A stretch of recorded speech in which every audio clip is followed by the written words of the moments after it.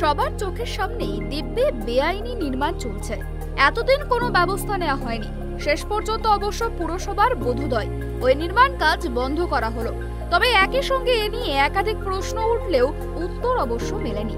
রাজ আমলে স্থাপিত হেরিটেজ ভবন হিসাবে স্বীকৃতি কোচবিহার মুস্তাফি বাড়ির সামনে পুরনো প্রাচীর ভেঙে নতুন সীমানা প্রাচীর দেওয়া হয়েছে। পাশাপাশি ৪-৫টি দোকান তৈরি চলছে।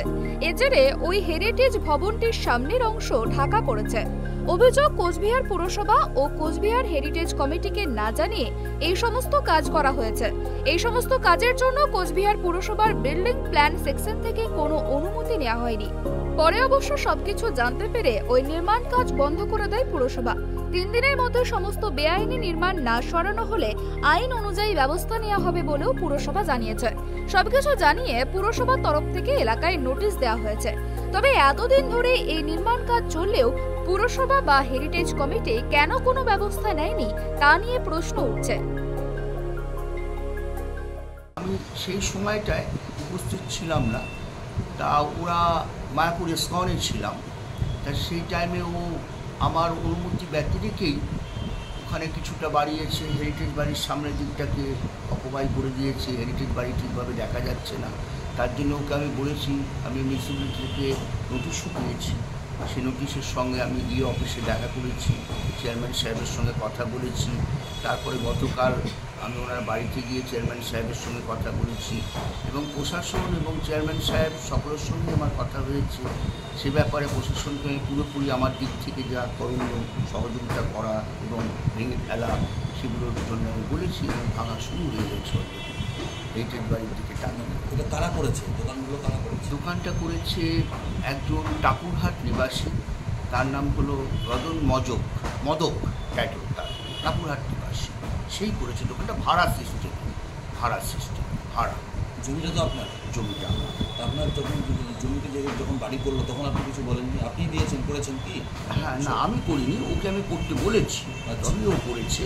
তবে পাশাপাশি আমি যেটুকু বলেছি তার থেকে আরও বাড়িয়ে করেছি, মানে পরের দিকে আর আমার কথা ঠিকভাবে ও শোনেনি। যদি শুনতো তাহলে এই ব্যাপারগুলো দাঁড়াতো একদম। সব মিলে কতগুলো দোকান করেছে এখন নতুন করে? নতুন তো এখানে ধরুন 12টা দোকান করেছি। নতুন? হ্যাঁ, টোটাল ধরুন 6টা, আর এদিকে 4টে, 10টা দোকান। নতুন করে কটা হয়েছে? 4টে। নতুন এই 1টা, 2টো, 3টে আর এখানে 4টে।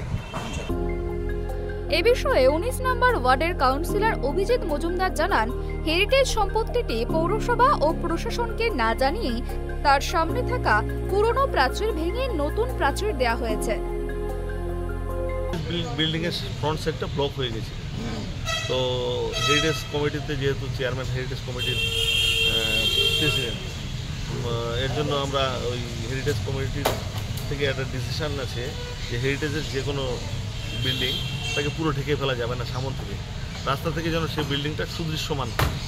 এর জন্য যেহেতু এটা ব্লক করেছে বিল্ডিংটা, চেয়ারম্যান সাহেব ওনাকে ডেকে নিয়ে ইন্টিমেশন দিয়েছেন যে উনি যেন 3 দিনের মধ্যে ভেঙে দেন।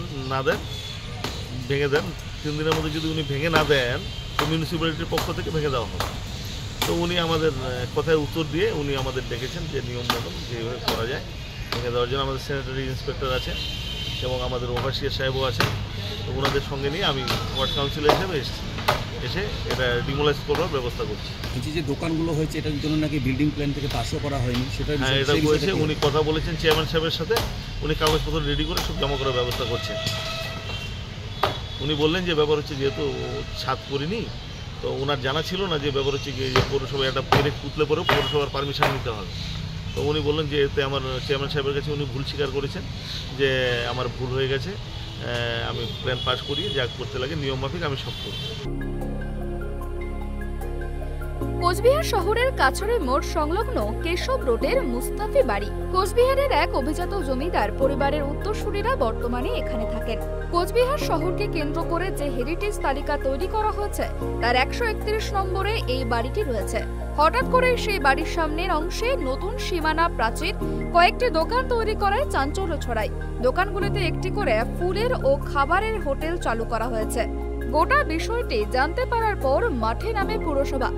তবে মুস্তাফি বাড়ি থেকে মেরে কেটে 400 মিটার দূরে থাকা পুরসভার কি কারণে এতদিন পর বোধোদয় হলো তা নিয়ে উঠছে প্রশ্ন। কোচবিহার হেরিটেজ কমিটির ভূমিকা নিয়েও একইভাবেই উঠছে প্রশ্ন। সূত্রের খবর, স্বতঃপ্রণোদিতভাবে নয়, গোটা বিষয়টি জানিয়ে দপ্তরে একটি অভিযোগ জমা পড়ার পর পুরসভা এই নিয়ে মাঠে নামে। গোটা বিষয়টি এখন কোন দিকে গড়ায় সেদিকেই নজর সবার। কোচবিহার থেকে অমিত সরকারের রিপোর্ট, ট্রাইব টিভি।